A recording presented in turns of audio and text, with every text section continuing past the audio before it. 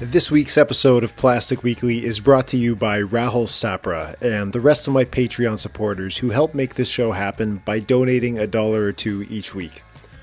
Rahul, I know you're one of the biggest hold nerds on the planet, so I think you'll be pretty disappointed by today's show where I interview maybe the most prolific shaper ever, but never actually ask him about holds. So thanks for support, although I imagine you'll cancel your donation the second you hear this. Anyway, this week's episode features an interview with Louie Anderson. Louie is certainly one of the few remaining OGs in the indoor climbing world, having shaped thousands of holds, set miles of routes, developed crags all over, repped for businesses, organized competitions, and run clinics, and built a lot of walls. And the wall building is where we're going to start today's conversation. While I was researching for this interview, it struck me that North American indoor climbing is about to hit its 30th birthday, and as someone who's only been involved in the most recent part of that life, I thought this might be a nice chance to reflect on some of the history that came before me. Louie and I discussed his own background in wall construction, but we also discussed the different periods of indoor climbing structures and why walls and gyms evolved in the way they did. The interview ended up helping me build a framework to measure the passing of time in the industry and to track the evolution of our walls and facilities. I won't dive too deep into my opinions about where indoor climbing is headed, but I think the last 30 years have demonstrated a pretty consistent set of values for indoor climbing, and they do a decent job of showing what will be important as we go forward. But anyway, let's get to it. Right now, I've got Louie Anderson on the line with me. Where are you talking to me from, Louie? I'm at my living room table in Ten Sleep, Wyoming. Ten Sleep, Wyoming. So I know you as a California guy. Lately on social media, I've been seeing a ton of you out there in Wyoming. What brought you out of your home state? Just a change of pace, to be honest. I was getting tired of the crowds and the traffic and the monotony and stress of Southern California life, so we moved to a town of about 250 people and pretty much live our entire lives around climbing. That's really interesting. So a lot of the people listening to this kind of podcast are very familiar with you, but I just want to make sure that we cover, kind of your background before we delve into our main topic. So could you give me a quick idea of, first of all, where your personal climbing story began? My father had a friend who was a pretty avid climber, so I was able to get started pretty young. I actually started on my 8th birthday, so I'll be 51 this weekend, so been at this for quite a few years. And along the way, you have become a prolific hold shaper, wall builder, wall designer, route setter, kind of an influential person in the industry in general. How did you start to get into the indoor world and also working in kind of the development of it? Okay. To be honest, before there were any gyms, we had a whole series of home walls and underground traverses where we actually just glued rocks onto the bridge overpasses. So we had a pretty established gym network in Southern California before any of the gyms popped up. So once gyms started coming to fruition, it was kind of a seamless transition for me. I was already involved in construction, so I just took my construction skills and moved right into the gym industry. Interesting. For your wall building, did you start building facilities on your own, or did you join in with other construction crews and work for companies?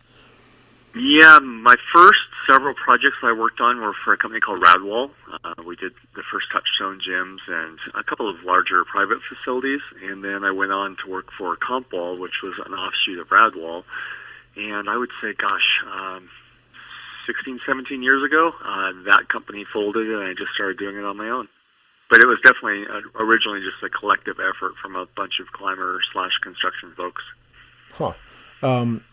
You have built your own gym that you now operate, or, I guess you kind of operate it from afar. I'm sure you've got great staff working there, taking care of it for Correct.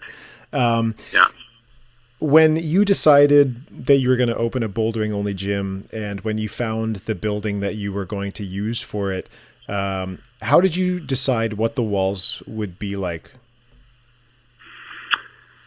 I had a pretty defined idea of what I wanted.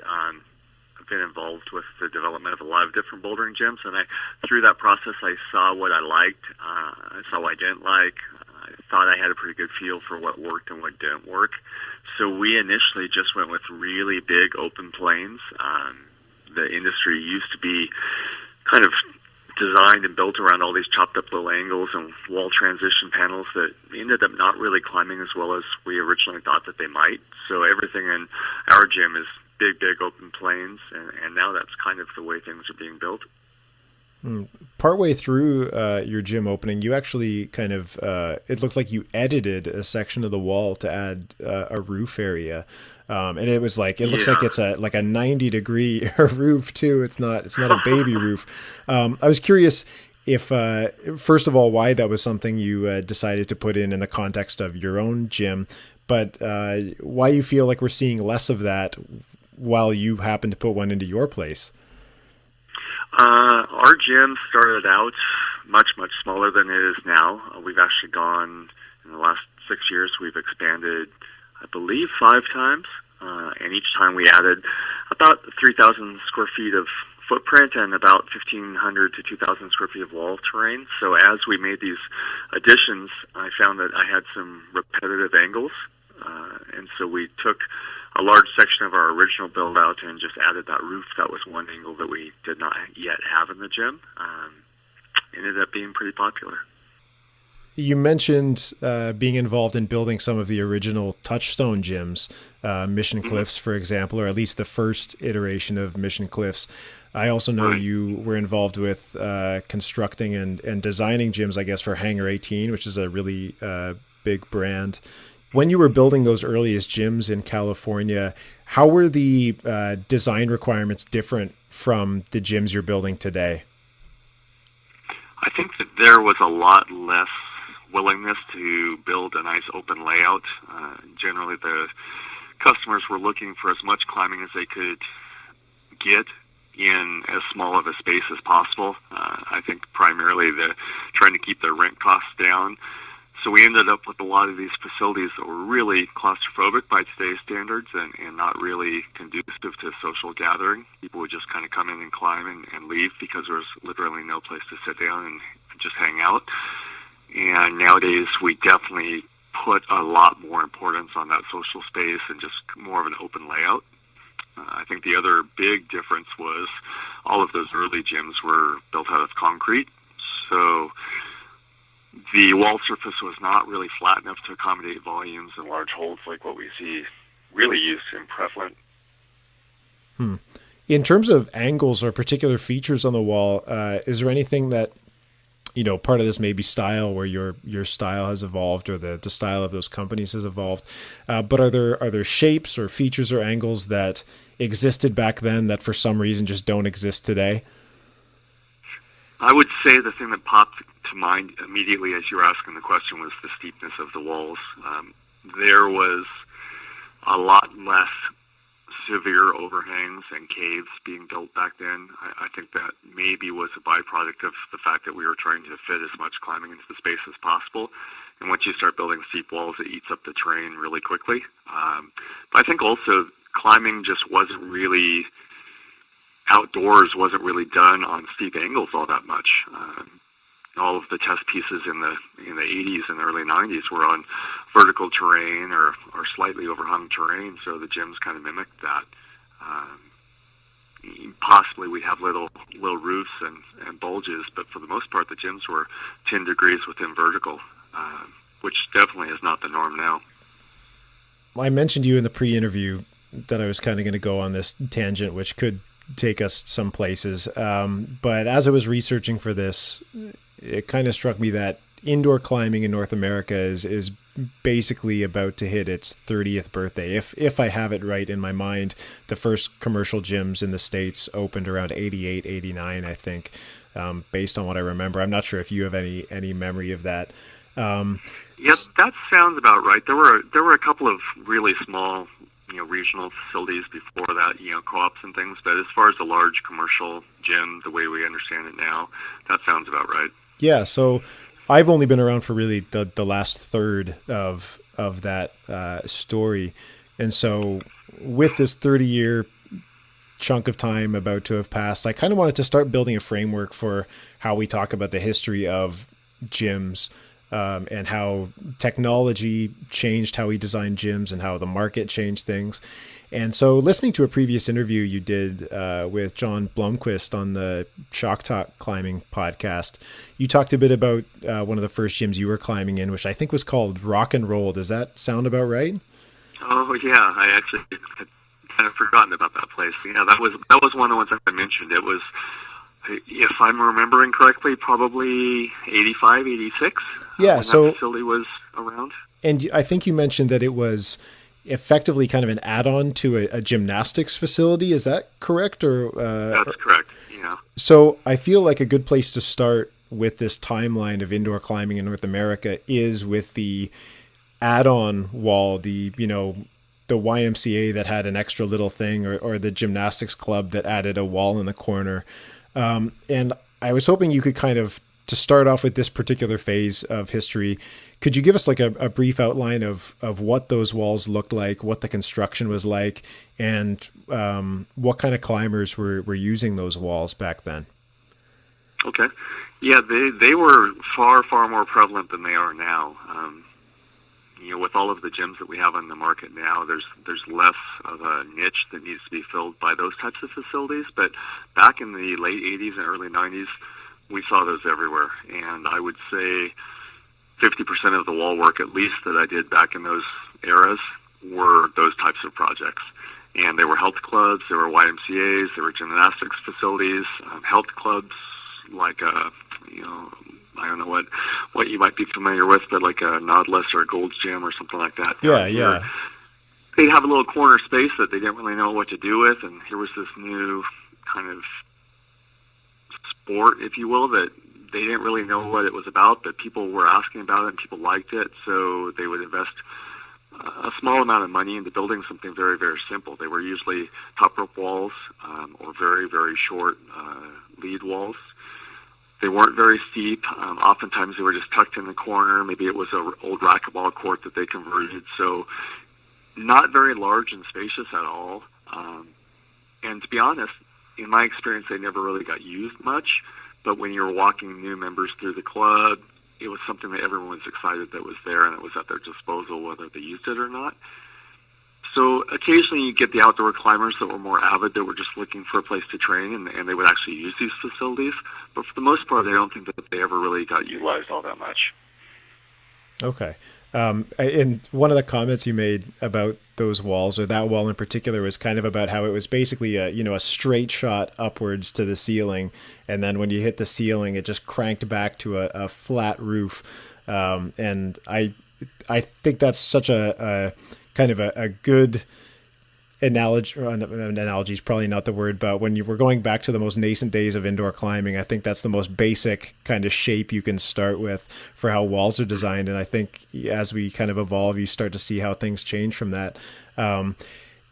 Were roofs like that as common back then as they sound, or was it just the occasional facilities that would kind of crank out over the ceiling? No, it was pretty common.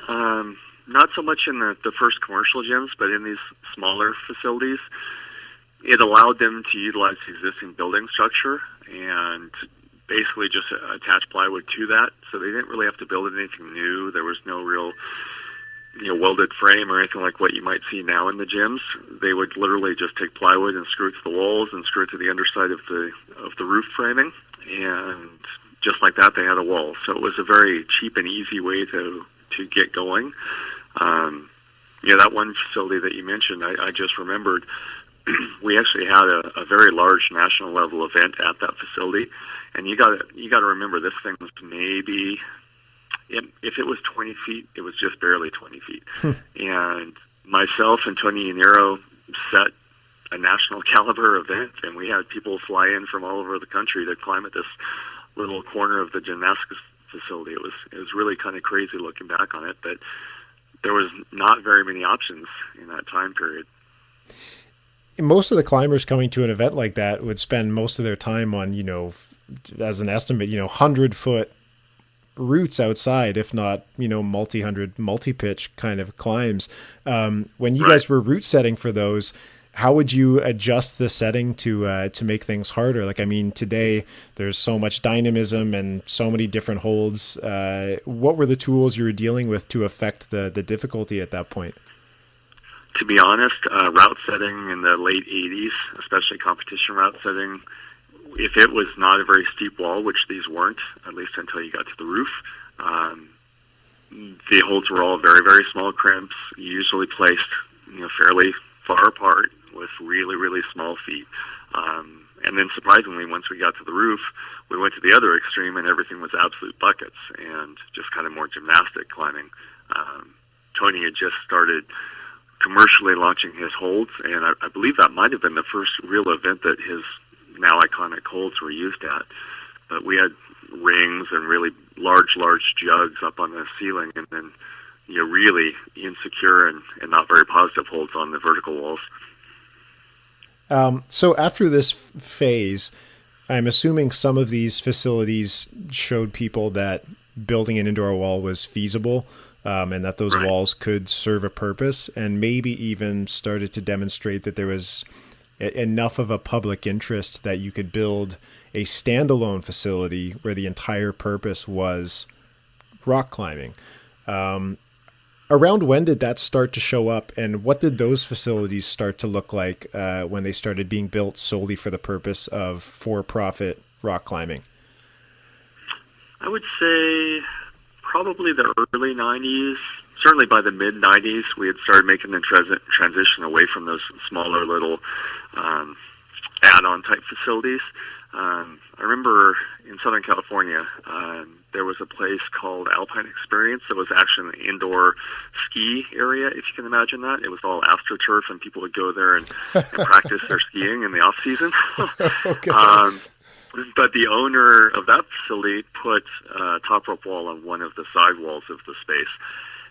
And after about 2 or 3 years, he realized that maybe there was something to this, and it was maybe a better idea than trying to replicate skiing indoors. And so he started what I think was the first real climbing gym in Southern California, and that was called Rock City.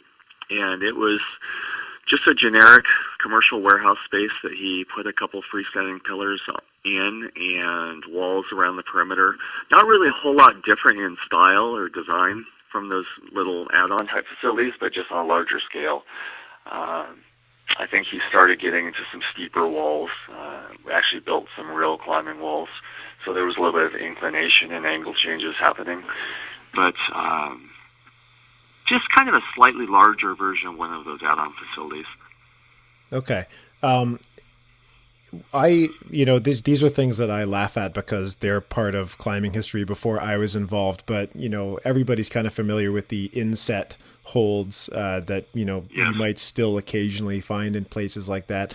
I'm curious if you could kind of pinpoint when those innovations started to show up and where those were coming from. If North American gyms were dependent on European influences with all these changing trends.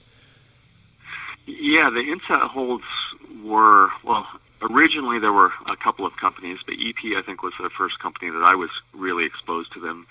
And then Metolius here in the States started pretty early on making insets. There was another company who's long since gone now called Carp Mountaineering. I believe they were in Boulder that had some inset holds. And there was another company called Vertical Concepts that had some inset holds. And I remember all of those coming around that mid-90s period. And they didn't last very long only because the rotation schematics didn't give you unlimited options for mounting them. Oftentimes you just had certain orientations that were possible. And when the hold offering only had maybe 6 or 8 holds, it got to where you didn't really have the versatility that you wanted or needed as a setter. I know there's a fairly large gym in Costa Mesa called Recreation, and that wall was built for the use of inset holds, so there's a lot of options in their lead area for insets, and I think most of the time now those insets are all just blanked over. Interesting. Man, I got to find a picture of that. That'd be really cool. It's funny because that's one of those, in climbing today, we see potential for these fads to show up, holds that light up from the back so you can change the routes, and all these interesting things come up. And that was one that it seems like some people really bit down on hard, maybe this Rock Creation place being one of them. But ultimately it didn't seem like it ever became that successful. At the same time, they still like linger on in such odd ways. And I'm always surprised to see them around because it seems so easy to patch over with a piece of plywood, and you don't understand why they're still there. But it's like a fossil of climbing. It's just this leftover thing that, you sneak into a dingy gym and you realize they're still there. Yeah. And they probably have crates and crates of them back in the old room that never get used. But it was definitely a moment in time. Yeah, probably. So we're in the period of standalone climbing gyms, and this is the part where things start to get fuzzy for me, and I think you'd have a lot more wisdom with it. Most of these original standalone gyms were made of wood. I'm sure they were built with the intent of catering to mostly climbers training, but they also started finding money in birthday parties and attracting the regular public. I'm curious what you would say is kind of the next generation of gym. What differentiates those from whatever came next? Is it gyms that just happened to be concrete? Was it there was a shift in how we tried to cater to recreational climbers? Was there a moment in the late 90s or early 2000s where you could kind of sense a change in how gyms were being built and why they were being operated? Definitely. I would say the first thing we started seeing was more of a full-service offering to the customers, whether that's fitness equipment or weight equipment or a stretching area, more social space like I talked about earlier, just making room where people could lounge and talk and visit in between their attempts on their projects. You started seeing a lot more thought going into the design of the space. Maybe the wall angles and the terrain itself was just much more conducive to outdoor climbing. Route setting, I think, around the same time period started to get a little bit more of a serious following as something that you could do and something that would make a difference in indoor climbing. Prior to that, there wasn't really a whole lot, with exceptions, of course, but there wasn't really a whole lot of effort put into route setting and trying to make a quality product. It was just a line of holds up the wall, and you would climb it and get your exercise and go home. So I think a lot of these small little changes started to happen right around there. I think also the facility is starting to get a little bit larger, just to where they could handle and accommodate more climbers at the same time. And then, like you mentioned, birthday parties started to be a good source of revenue. And so gyms started building a little bit more focused space just for youth, whether that be a youth team or birthday parties.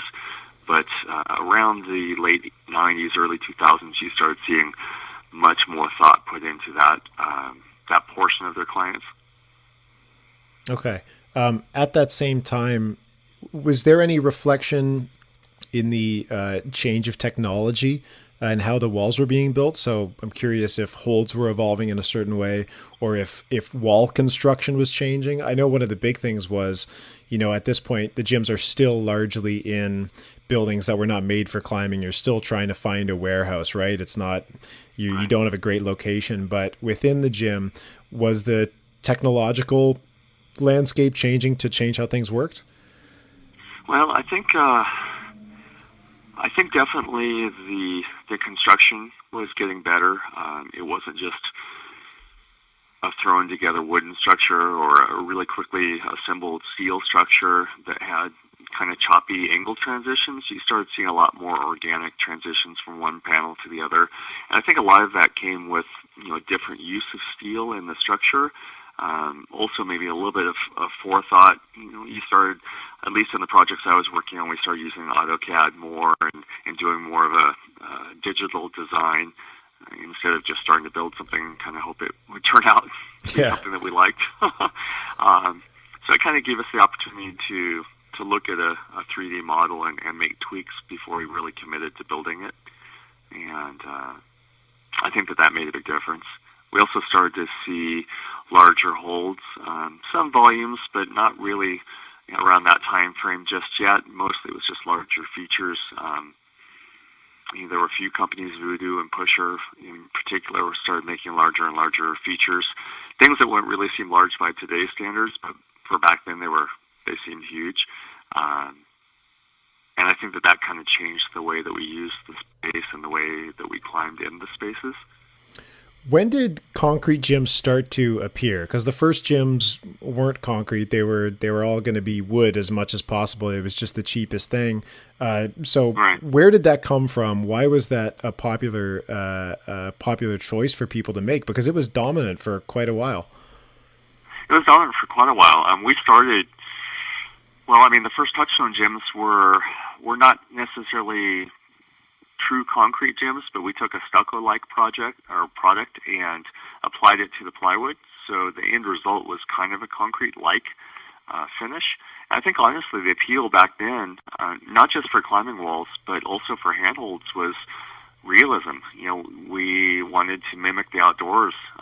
So being able to smear on the wall was important. Being able to look at the wall and have it look more like a rock was important. Same thing with the handholds. They were very much reminiscent of grabbing real rock type features. There were no big smooth pinches or volumes or macro features like what we see now. Everything was based on mimicking rock as much as we could. And I think that the concrete texture on gyms was just kind of an extension of that. We wanted to climb on something that looked and felt and reacted more similar to rock. Do you have an idea of when that started to show up on the gym scene? Very early on.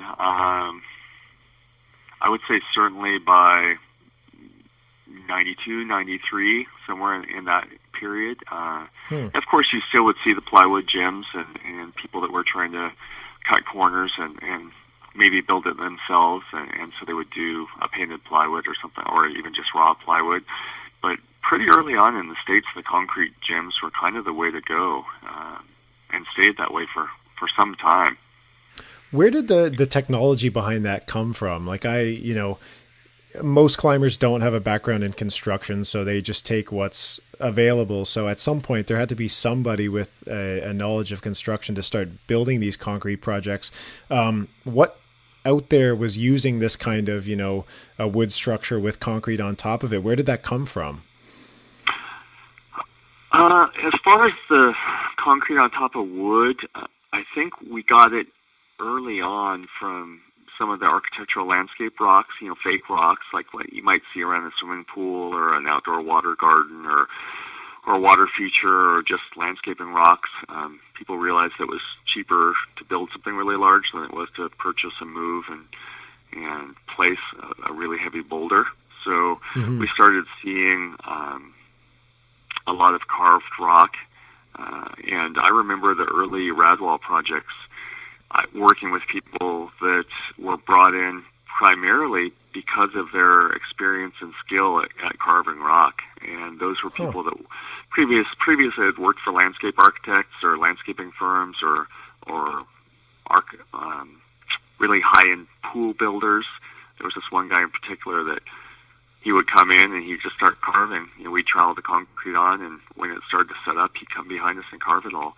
And at the end of it, it looked like a rock. Wow, that's really cool. Yeah.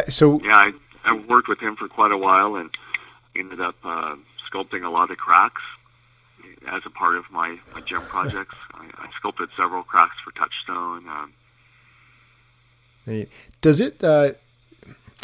I feel like we're on opposite ends of this because I'm very much a gym person. I have very little background outside. I started climbing indoors. So the way I would phrase it is, are you surprised that crack features are still something that show up in gyms? I feel like you may feel the opposite, where it's maybe a no-brainer because that's something you might be attracted to. But I guess I should ask instead, as somebody who is experienced with the world of outdoor climbing, are crack features indoors satisfactory? Is that something you still enjoy? Does it do a good job of being what it's supposed to be? I think so. I mean, it does to some extent. I am honestly somewhat surprised that some facilities devote a large amount of space to cracks. I think it's definitely a very niche market and a very small percentage of the normal stereotypical indoor climber demographic. But you have passionate communities. Salt Lake is a good example. They have quite a few people in their gym community who climb cracks outdoors, and they want something to practice on. The owner of the Momentum gyms is a quite accomplished crack climber himself, and so I think early on it was important to him to have cracks in his gyms, and his facilities usually have an entire section of the gym devoted to cracks, and they might be 3 or 4 feet apart from each other, but there might be a dozen or more cracks in that area of the gym, and on any given night you'll see people in there running laps on the cracks. So I think it largely has to do with your community and what they want and what they'll respond to. I think some facilities it might be looked at as a waste of space, but in other facilities it's something that's a given that has to be there or people will revolt. Mm-hmm. I was in Italy a couple of years ago, and I was still running into gyms, like brand new gyms that used textured wood. So you'd be climbing and the surfaces had, etched in faux rock prints in it. And of course there's, time with the pyramid walls and all those things where you'd have rock relief set into them. At what point did those start to show up, and how did the climbing community react to those kind of walls? I would say by the early 2000s for sure, but probably the late 1990s, we started to see more of that. We saw the pyramid walls a little bit. We saw a lot of EP textured walls, relief panels, fiberglass panels, and things like that. And everyone thought initially it was going to be the next best thing and got really excited about it. And then once we realized that those features are there forever, and every climb that you set on that particular section of the wall, you're always going to use the same foothold, or you're always going to grab the same feature with your hands. And we realized pretty early on that maybe it wasn't the big breakthrough that we thought it was going to be, and we very quickly went back towards smooth walls. Yeah. I would say by the early 2000s, you stopped seeing those being built in gyms. You'll still see it occasionally, but usually it's just kind of a very small percentage of the gym that's meant to be more of a focal point or more of a decorative addition, but most of the gyms aren't built that way anymore. Okay. So we're right around kind of like the early 2000s right now. Then there's a big shift that I see around the 2008 mark when basically Waltopia showed up in North America. Right. From around 2000 to around 2008, how were we seeing walls change? Like, I think I'm not sure when Rockworks showed up, but they started to become a fairly dominant manufacturer. Right. I'm not sure what other, I guess Nycros appeared at some point in there as well. How did that evolution go, and what was really driving those changes? Well, I think in the early 2000s, we were still looking at primarily concrete structures. I was doing structures. I think Compwall was still doing some structures. Rockworks and Eldorado Wall Systems were both doing concrete. So around the late 2000s, in my head, I place it kind of around 2007, 2008, Waltopia starts showing up here in North America. I think the first one in Canada was the Boulders out in Victoria, and I think it was Momentum in Salt Lake that was kind of the first Waltopia project in the States. I might be wrong. I don't know if you know. No, that's correct. Yeah. Now, I'm not sure what the original reception was in the industry to these new kind of, wood panels showing up again.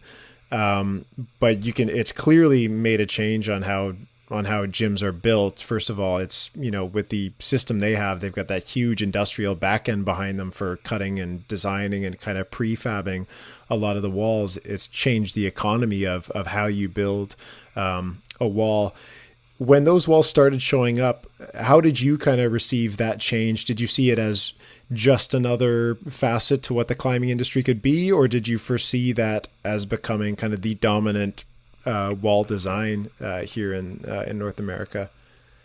Well, I would say, first of all, the year that they showed up at our trade show in the States, and they meaning Walltopia, and we all saw photos of what they did, and we saw the first project that they did for Momentum. I think all of our jaws kind of hit the floor, just because it was a complete 180 to how we were doing things here at the time, and people really liked it. The aesthetic was very nice. The real color-blocked wall panel colors was something that we had never seen before, and it became kind of their signature for quite some time, and before long everyone started mimicking it, myself included. That's just what people wanted. Earlier on, we thought that you had to have these concrete projects that took a lot of time, honestly were more expensive, and that's just what people expected, so that's what we did. And once Walltopia came along, I think it was kind of freeing for everybody in the industry, because we realized that we didn't necessarily have to go to that extent, that we could just have these nice flat plywood walls that had a textured coating on it, sure, but largely they were just plywood walls, and people were okay with it. And so it was liberating, I think, to a large degree for the wall builders here, because we realized that we didn't necessarily have to go to the extent that we thought we had to. Some of the early Walltopia projects I remember climbing on and thinking, my gosh, this feels really echoey and hollow, and maybe the panels flex a little bit, and I'm not really used to this, so I wasn't really sure what to think. But very soon after that, I think route setters and people that climbed indoors, fairly often realized that it was probably the way forward. And now almost nobody builds in concrete anymore. Certainly the Walltopia type approach has been adopted by almost all of the wall builders, Rockworks, Entreprise, my own projects. We all kind of mimic that type of textured Baltic birch plywood or fiberglass panels, but primarily with a very smooth, open aesthetic. Mm-hmm. Did that change in the cost of the walls kind of trigger a change in where gym owners started to spend other money? Like if they were starting with a set, say they're starting with $1 million, if the cost of the wall comes in that much lower than it was before with concrete, instead with doing it with wood, was that kind of a change for owners in terms of what they could do inside the facility, in terms of maybe building a bigger building if they were building on their own, or adding extra amenities, or was it just... It definitely did. 100% it did. I would say that Walltopia, when they first came on board, they were probably a solid 15 or 20% cheaper than any wall builder in the U.S. Wow. Which was largely why they got so much work right out of the gate. And I think Gavilo is a smart man. He came on board and he said, well, this is the going rate, so let's make sure we come in beneath that, and we'll steal the market share, and that's what they did. And it forced everyone else to drop their prices and become a little bit more competitive, and maybe think a little bit more about what we were doing with our engineering, the sizes of the steel that we were using, just basically every aspect of our installations had to be that much more streamlined to be competitive. So a couple of the smaller wall builders stopped installing walls. Just it wasn't worth their while anymore. The profit margins weren't there, and they couldn't be competitive, so they stopped. And others, like Rockworks and EP, kind of changed their approach and started doing something that was more of a similar aesthetic, still maintaining their own engineering and their own wall construction specifications, but the end result was very, very similar, and kind of leveled the playing field again. A big change that a lot of climbing customers wouldn't notice is how the Walltopia model changes how the walls are structured in the superstructure. So, most walls built before them, and I think you do a lot of it too, is welded steel, right? So it's, Correct. Ultimately the structure is bolted down to the floor, and then the entire structure is welded together. So it's really one big piece. Whereas Walltopia comes in, it's entirely modular. You bolt down the anchors, but everything is bolted, and it's all, I forget the name of them, but those those adjustable tension bars and things like that. Oh yeah. Is that something that is starting to disseminate to the other wall builders? I'm not sure if that's a more expensive approach or if it's better in the long run. I know, I think somebody tried to sell me on, well, if you ever have to take your wall down, it'll be much easier, but that I'm sure isn't a problem that a lot of people run into. I would argue that's probably not much easier. Yeah. So are there pros to that approach, or is that just happen to be what they do and it's still just as easy, just as cost effective to just do the straight up welding situation? I think, in my experience anyhow, they're fairly similar when it comes to cost.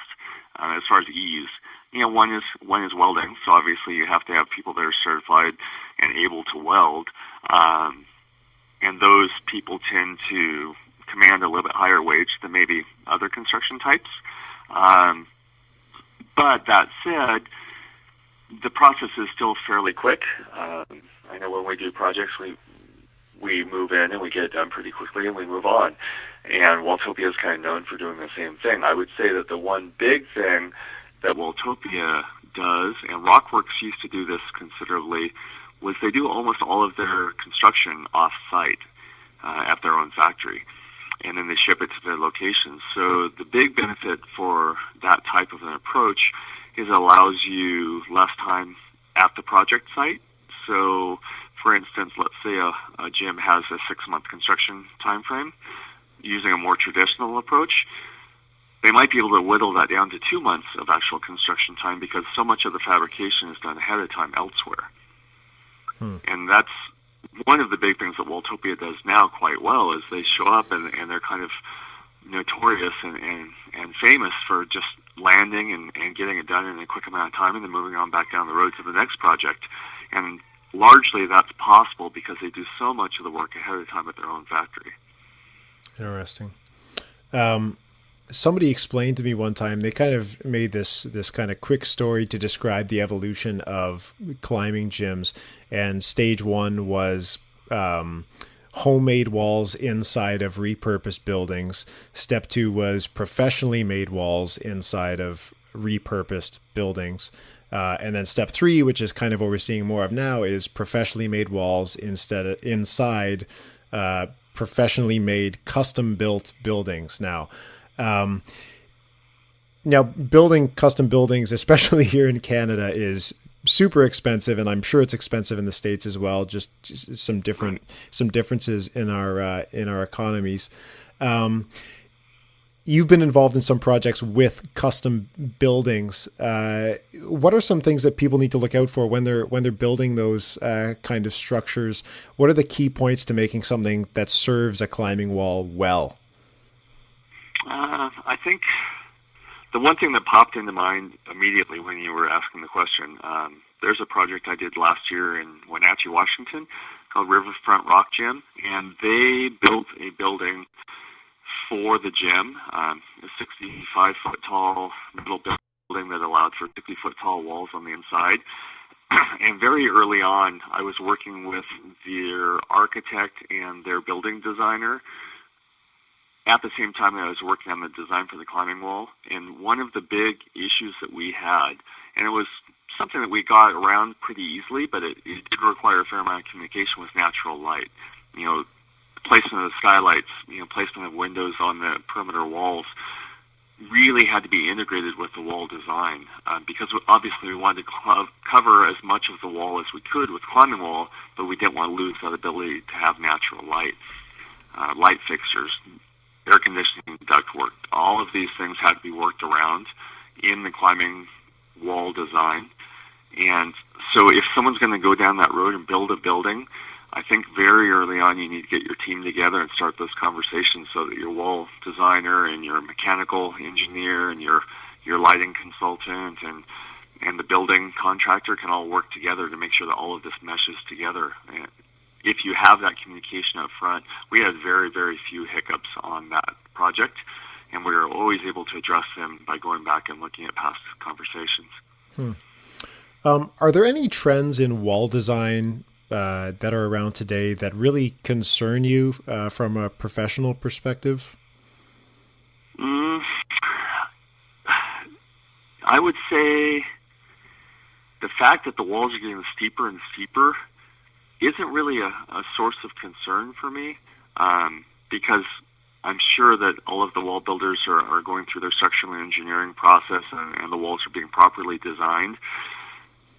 But from a space standpoint, as the walls get steeper and steeper, it's requiring the gym owners to have larger and larger spaces to begin with. It used to be that, if you had a 10,000 square foot building, I could pretty comfortably guarantee that you were going to get an equal amount of climbing in that space, maybe 10 or 11,000 square feet of climbing in that space. But that was largely around more vertical walls and not such steep angles. Once you start getting these really, really mega steep caves and lead structures into a space, most people are getting 60 or 70% return on their space, meaning in a 10,000 square foot building, they might get 6,000 or 7,000 square feet of climbing. So it's not really a concern, but it's a consideration for sure. You also, with these steeper walls, you need that much more positive holds and larger holds to get people up the walls at the same difficulty grade. So I think the steeper the walls get, there's all these associated costs that go along with it. And again, it's not a concern because I love climbing on steep angles, but definitely now the trend is to have a lot more steep climbing than we ever had before. Does that serve customers well? And a lot of, now there's so many gyms, I'm sure a lot of gyms are opening up where there is already a bit of a climbing culture, but there are still gyms opening in places that are fairly fresh to the idea of climbing, and steepness isn't always a great way to get started when you're beginning. Do you feel like anybody's kind of trending too far towards steepness in a way that can affect negatively their membership?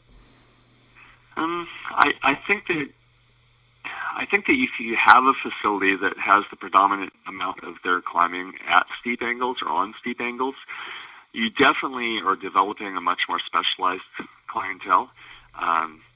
There's this old argument that will never be settled, and some people will think one way and some people will think the other way, but that argument is whether or not indoor climbing should replicate or be a preparation for outdoor climbing, and a good number of people in the industry will say no. They're two very separate creatures, and they need to be developed as standalone pursuits. And me personally, because I am an outdoor climber and my background is outdoor climbing, I don't necessarily subscribe to that. I'm always thinking about what people's transition are going to be from the indoor experience to the outdoor experience. And I think that unless you happen to live somewhere where there's very, very steep outdoor rock climbing, it maybe is a little bit of a disservice. I think you also, and this is difficult to say with any real validity, but for the most part, stereotypically, the more time you spend learning on steep angles, the more poor footwork you're going to have as a climber. Yeah. The feet become less and less important. They're more launching platforms than they are anything else. Yeah. So I think that as long as a gym has that really steep angle and a lot of very nice steep terrain, and it's offset by also having other angle terrain offered in the gym, I don't think it's a problem at all. Like I said, I like climbing on steep rock, but I think it's very, very important that you make sure that you aren't doing it too much when you're building your gym. I would say no more than 20 or 25% of your terrain in the gym should be very, very steep. I think that all of the other angles are equally important. In fact, I would say, we were talking earlier about gym trends. I think that we're starting to see a lot more emphasis being placed on slabs. For a long time, you didn't really see much interest in having a slab in the gym. And now, on the projects I'm working with, I'm definitely having people ask a lot more for slab than they used to. Okay. I heard you built a new home wall. I'm guessing that's in 10 sleep. That's apparently a screw-on only wall. Is that all true? Yeah, it is true. But it's not necessarily a screw-on only wall. And by that I mean that it's not just jibs and small screw-ons. It's all sizes of holds. I just opted to not put T-nuts on the wall. Okay, cool. Even traditional bolt-on holds, I've just added screw holes and screwed them to the wall. I wanted a really, really high density of holds on the wall, and I didn't want to have to worry about making sure that the tee nets were in the right spot for me to be able to do that. Plus, like I mentioned earlier, we're a town of 250 people. I just can't run down the street and buy a bolt if I need a particular size bolt. Yeah. So some of it was out of necessity, but I also just don't want to deal with bolts and tee nets anymore. Is that wall built for you, or are you building it more for the community there? It's a wall primarily built for my wife and I. We're both pretty avid climbers, and in the wintertime, climbing kind of shuts down here, so it gives us the opportunity to stay in shape. But ultimately, it's also something that we're going to open up to people that are staying here at the ranch, that are climbers, friends that are traveling through that want some place to train. There's not really many climbers that live within a few hours of us, but those that do are certainly welcome to use it. Okay. Cool. Do you see that being something that commercial gyms would ever want to adopt? Not necessarily the whole facility being T-nutless, but maybe particular sections of the wall? I hope so. I think it's a good idea. I've been to gyms in Europe. I remember one gym outside of Paris, maybe 10 or 12 years ago that I went to, that was all screw-ons back then, and I thought it was extremely liberating and kind of a novel idea. And it wasn't really something that was possible back then because the majority of the gyms were concrete, and not that you can't use screw-ons in a concrete gym, but now that we have primarily wood-based panels in the gyms, obviously it's much, much easier to use screw-ons. Mm-hmm. I know in competition setting, we don't think twice about screwing on a hole to get it exactly where we want it or the exact rotation that we want it.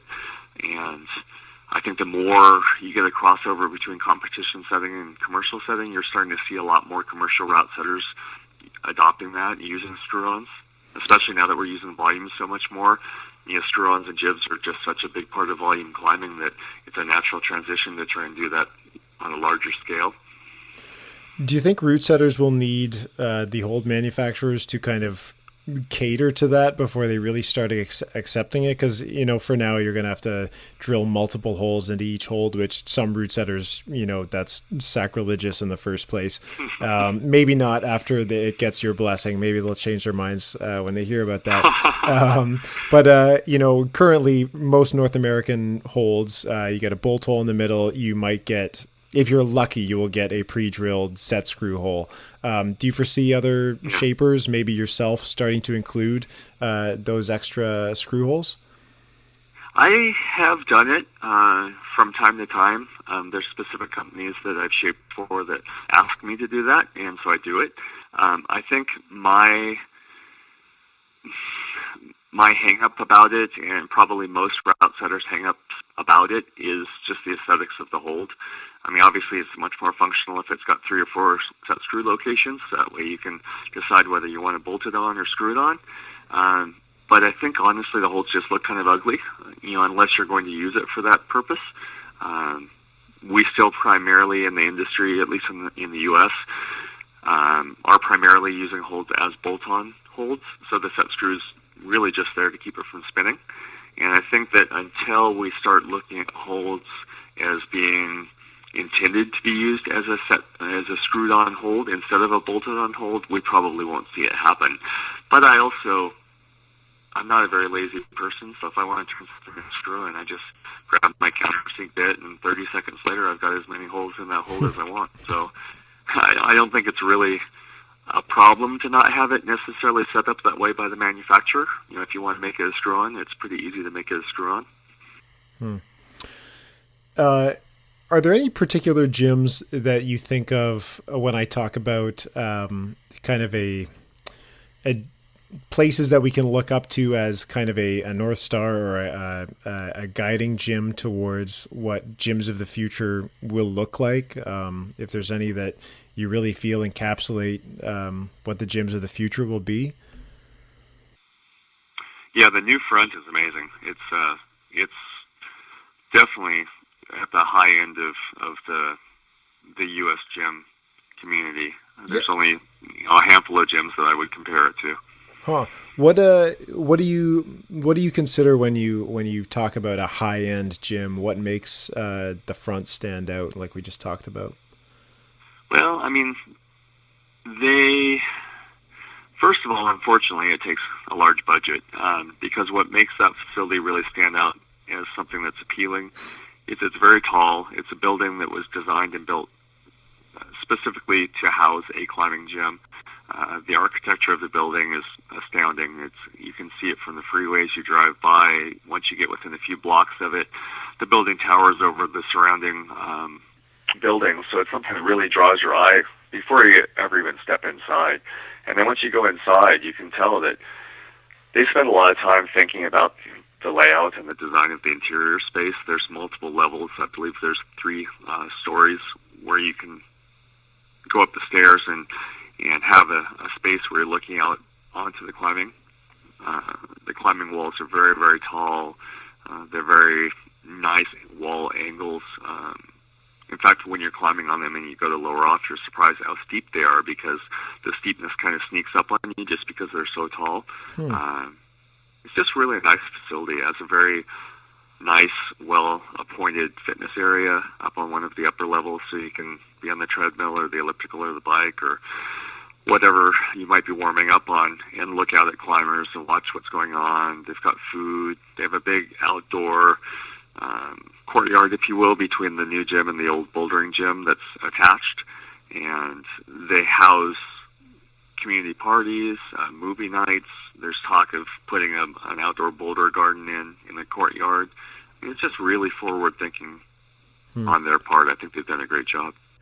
I think also some of the larger bouldering gyms, the newer EarthTrex gyms are quite nice. The new gyms that have just opened up in Texas for Momentum are very nice. The bouldering projects, I guess now all 3 of them, the Seattle, the Austin, and now the Minneapolis location, they're just taking things to a much grander scale.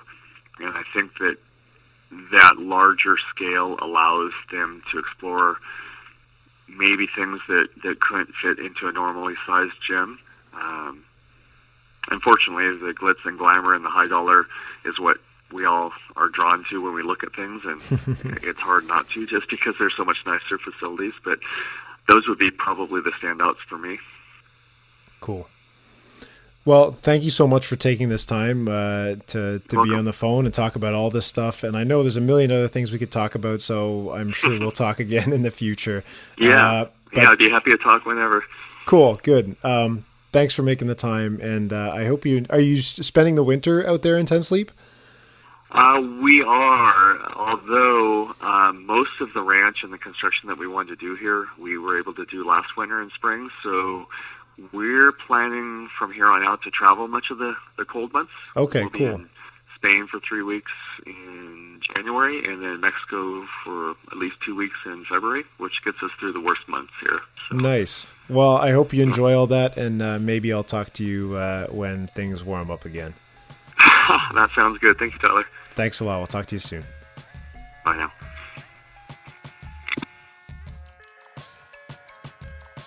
That's it for this week's episode of Plastic Weekly. Thanks to Louie Anderson for answering my questions, and thanks to you guys for listening.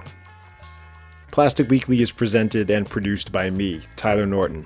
If you like this episode, please leave a review in your podcast app, or consider donating $1 or $2 each week to my Patreon at patreon.com/plasticweekly. It helps me start to pay back the equipment costs of this project and helps to cover those monthly costs for hosting and all those kinds of things. So if you donate a bit, I'll make sure to thank you on the show, and I might even send you some stickers. Make sure you visit plasticweekly.com to find footnotes, references, and other bonus content related to our episodes, as well as the comments section where I'd be very happy to hear your own reflections on the last 30 years of indoor climbing. Aside from that, if you want to get in touch with me, you can follow us on Instagram, Twitter, Facebook. You can send me an email to tyler@plasticweekly.com with your comments, concerns, questions, compliments. Just tell me you're out there. Somewhere. Good luck to everyone competing this weekend, including at the first stop of the Tour de Bloc this year in Halifax and at locals across the United States and Canada. We'll be thinking about you. Talk to you next week.